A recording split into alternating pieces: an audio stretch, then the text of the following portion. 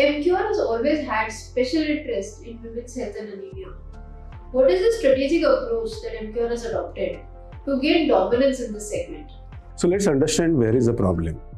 Today in India, more than 50% of the women are anemic. Now, if you take an age group which is a menstruating woman, which is most important segment, 57% of the women are anemic and only 10% of them getting treatment. So where is the issue? Core issue is in awareness. So, and we are already leader in anemia. So we are not focusing on the market share, we are focusing where is an issue. So competition is not a problem for me.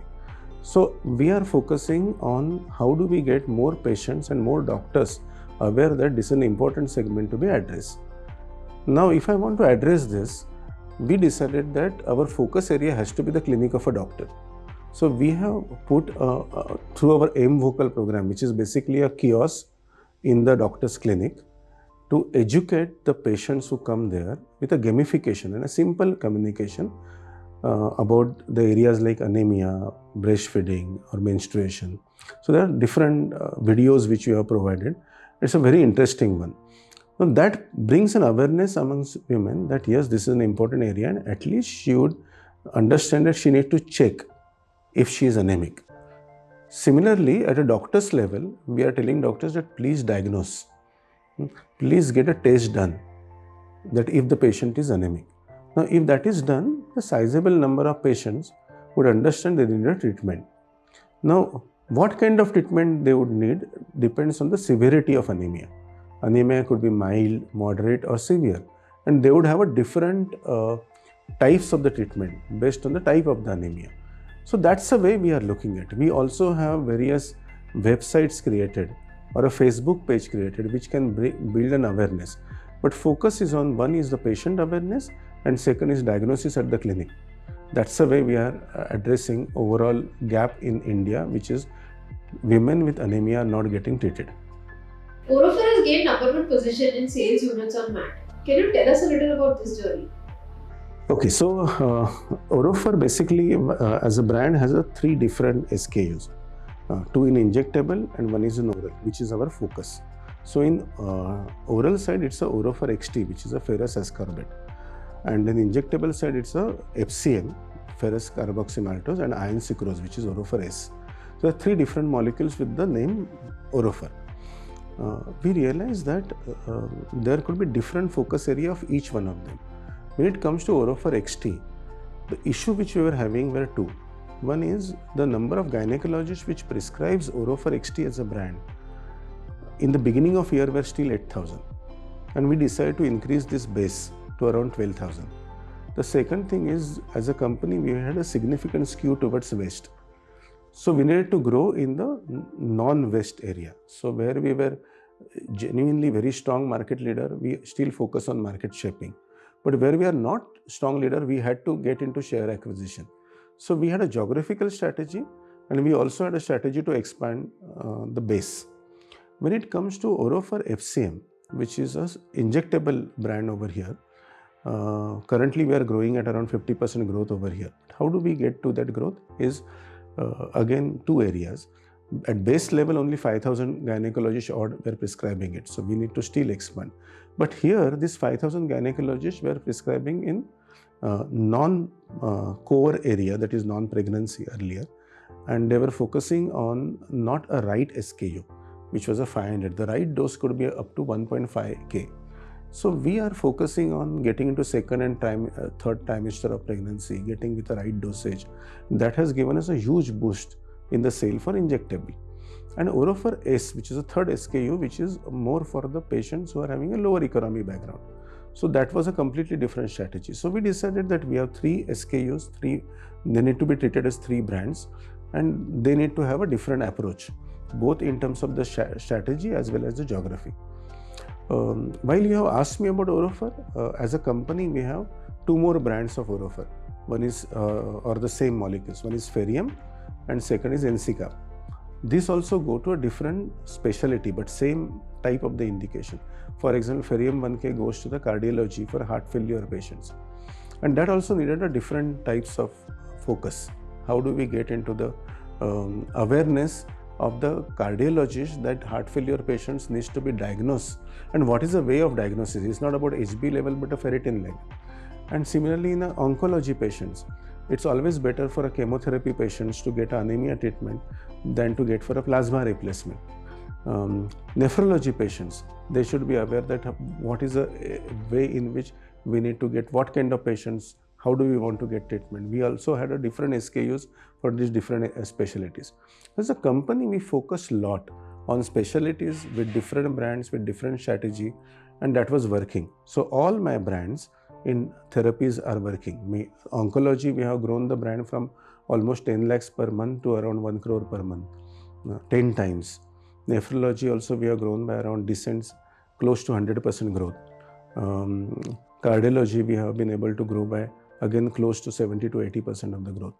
And Orophar XT has grown by around 25%, FCM has grown by around 50%. So this strategy has worked for us to get the brand at the right size and genuinely emerging the company as a true leaders in this segment. Women and diabetes is a very interesting area to work on. How is MCure trying to make a difference here? Okay, so first we need to understand in prevalence, there is no difference between men and women. It's 1:1. The issue is on the diagnosis and treatment for diabetes in women. The women generally tend to neglect their health. And as a result of that, we decided again here to focus on the women awareness and specifically focus with endocrinologists and diabetologists on diabetes in women. So through RSSDI, we developed an initiative called Sakhi. It's a short name of a completely focus on basically the awareness in women area. So this initiative has focused on at building doctors' awareness as well as patient awareness at what needs to be done for diagnosis and treatment of a diabetes in women. We also have developed a book through Sakhi, through RSSDI. And this all is helping us to also get us a good momentum for our diabetes brand, but more importantly, getting an awareness that while prevalence is same, the diabetes in women needs to have a separate attention. So that is working for us. Chiral technology of label with MCure has helped create niche products like S-amlodipine, S-metoprolol, S-citinolol. What are the future plans of the organization to extend this technology to the other molecules? Okay, so see, most of the newer molecules which are coming are chiral in nature. Earlier molecules many of those molecules were racemic. And what's the difference is there are 2 isomers.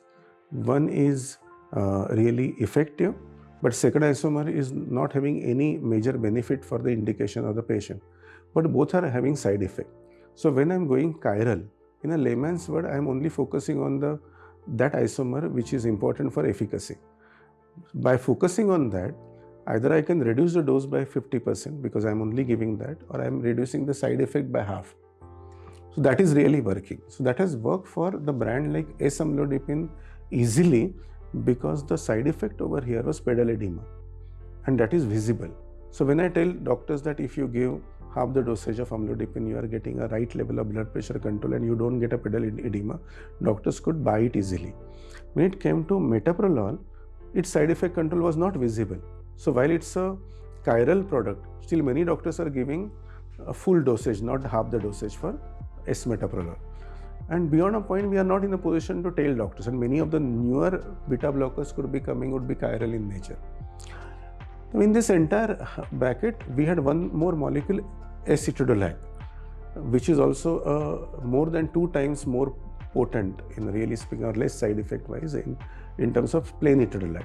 This is a molecule which we are selling with a brand Proxim. We have decided to focus here now, and in orthopedics this brand has grown more than 50% again last year, and we are seeing this is one brand or molecule which can get us to more than 100 crore club, and you would also be witnessing a significant growth for this brand coming in. So there is a focus which is coming in. We are also realizing that some of the other molecules which are already chiral, but we need to get specifically focused since we are experts in chiral. Dydrogesterone is one such molecule, or vildagliptin is one such molecule. Now you have seen that by just telling doctors that we are giving you vildagliptin from the house which knows chirality and the right level of molecule, our vildagliptin has been able to establish the number one brand. Similarly, our Dydrofem, which is our dydrogesterone brand, is really moving really well because we are bringing the right quality. So it's not only about chirality, we are getting chirality synonyms to the quality and a right safety, and that's the way the doctors are accepting us better. So I think that's the way we are focusing on using chirality for better brand building for MCure. We'd like to know a little more about the stroke and MI management portfolio of MCure. Okay, so we have two brands here. One is Tenectes, which is specifically focused on stroke, and another is Elexim, which is focusing on MI. Both the brands have reached to the leadership level now. Even Tenectes has moved ahead of Actylase and it's now genuinely a leader. So no longer here my focus would again now go to the market share. The core issue again is number of patients which get stroke are 1.6 million, and number of patients who would be getting the treatment with Tenectes are 15,000, or treatment with any of the agent including Actylase could be 25,000. Now similarly for Elexim, the overall MI patients could be 30 lakhs, and the patients who would be getting a treatment with Tenecteplase, that is Elexim, could be in the range of around 24,000. So there is a huge gap, and if I see any type of the agent including Shigtokinase or whatever, it is 1.85 lakhs. So it's a significant less number of patients are actually getting treatment. Even if I am considering all the types of treatments over here, including if I am taking in angioplasty or whatever, then also the number of patients who are getting treatment are a very small subset of the overall numbers. So we decided to focus on getting the patients to the treatment. And now when it comes to the stroke, we realized that there are two areas where we need to work. Right from the time when the patient comes to the doorstep of the hospital, that is the patient to the door, to the patient to needle, the time has to be reduced, because the treatment, if I need to work on the Tenectes, then it has to be given within 4.5 hours of the incidence. So every moment or every hour is a golden hour. If I lose that, then the treatment will not work. So we are actually educating the nursing staff or paramedics and also doctors that how do we fasten the time from the stroke patient coming to the door of the hospital to he gets to the treatment. And that is working number of patients who are getting the treatment. The second area which we are working is how do we ensure that more number of patients are coming to the hospital door faster, or they get thrombolized and then come to the doctor. So here we are getting more physicians getting trained that how, because most of the patients are first time coming to physicians or a GP. So they should be aware that you are getting a stroke patient, don't lose any moment, reach him to the neurologist fastest. So that's a second level of awareness which we are working over here. When it comes to MI, we have decided to create a hub and spoke model wherein we are looking into training the physicians through cardiologists or intensivists that how exactly are we going to do with when MI patient comes to you, and if the distance is far and he is not going to reach in time, always better to thrombolize patients and send. So that's a simple way that training the physicians, getting the patients well in time to the hospital and getting the treatment within the time is what we are working, and that is really helping us to get more and more patients on the treatment. And it also is working for us because the growths for us for both the brands are significant. So I think that's the way, and I always have thought through that our strategy should not work only from our market share, but it should really benefit the patients and doctors. And in all these examples, I'm telling to you that we are working on the right thing and it is helping us for our brands. So thank you so much for your time today. It was lovely talking to you and knowing all the exciting work that is happening at MCure. And to all our viewers, we will be announcing the AWACS Pharma Rack Awards by the end of this month. So please stay tuned.